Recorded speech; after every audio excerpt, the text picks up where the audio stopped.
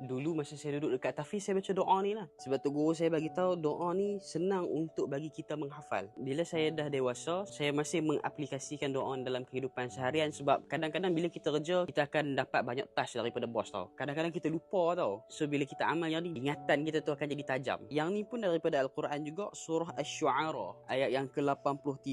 Rabbi habli hukma wa alhiqni bis-salihin. Wahai Tuhanku, berikanlah kepada aku ilmu pengetahuan agama dan hubungkanlah aku dengan orang-orang yang soleh. Nak baca masa bila ni? Kita nak baca selepas solat pun boleh. Kalau kita nak baca waktu kita bangun pagi tu pun boleh. Sebab bila kita baca dengan doa ni, insya-Allah kita akan dapat kebijaksanaan. Insya-Allah akan selalu mendapat petunjuk dalam apa-apa keputusan yang kita nak buat. Doa ni sesuai untuk digunakan kepada anak-anak yang masih sekolah, abang-abang yang duduk dekat universiti, akak-akak yang tengah ambil degree, ataupun kita nak apply kat diri kita sendiri waktu kita tengah bekerja. Sangat sesuai. Selamat beramal. Salam.